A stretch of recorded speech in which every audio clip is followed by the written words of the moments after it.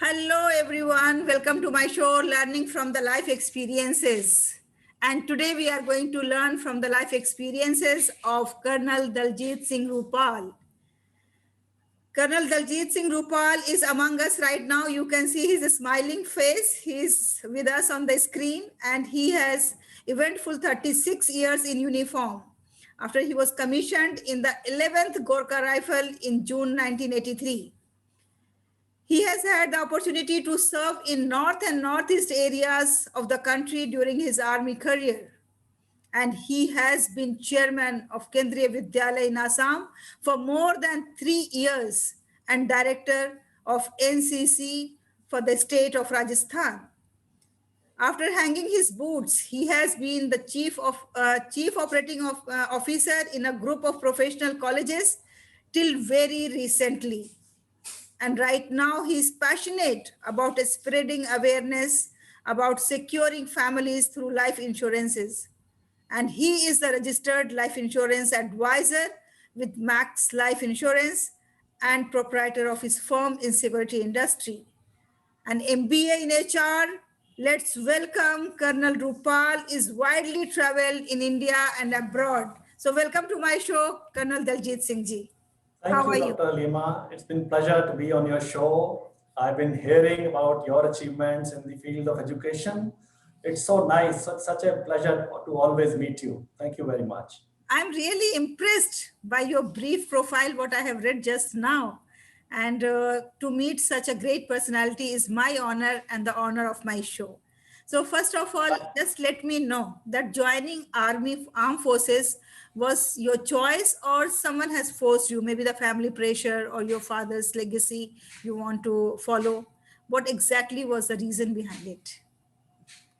No, it so happened that, in the childhood, it's like a film story. Okay, just We please were tell me the staying, story. we were staying near Amritsar, and it was 1971. It was maybe beginning of 1971 or end of 1970 when my father bought something from the market. And those days envelopes used to be in newspaper, made out of newspapers. And he saw the advertisement of Sainik School Kapurthala, and he asked me, he said, do you want to join Sainik School? I said yes. And there were just 20 days left for the exam. He did the paperwork and I did the studies, and I got through to the Sainik School. And once in Sainik School, joining army is automatic. There is no two ways about it. That's That's really how. great. And within 21 days, you prepared yourself for the army school and you were selected. Oh Naturally, yes, oh your yes. hard work and destiny as well. It was destined for you. So God has been kind. He's given me okay brain to studies. I was a good student all through. yes, God has been kind on that. yeah, that's really great to know.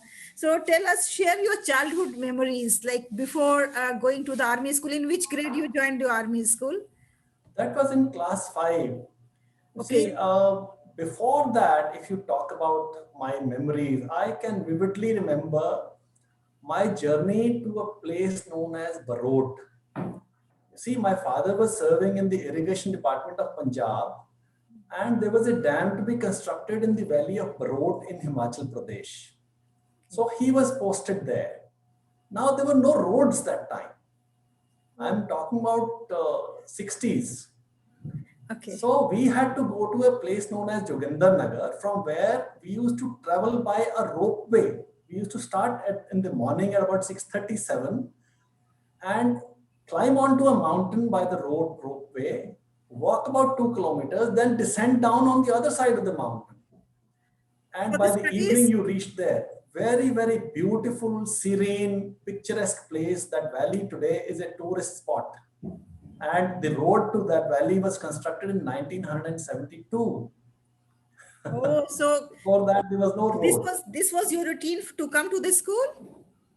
No, no, this was, when my father got posted, whenever we came Okay. from that side to our relatives, we used to travel by this trolley. So in your So childhood, that, it that was is, like you were very strong enough to travel that much and bear the hardship of that oh travel. yes, oh yes, oh yes. Okay, so thank you very much. It's nice, when you are strong enough in your childhood, so that your strength always help you towards your later years of life. Now, your journey of education and career. Right now, you said you went to the army school. Then after that, your graduation, post-graduation, and other education. Tell us something about that. You see, mine was the 10 plus 2 first batch.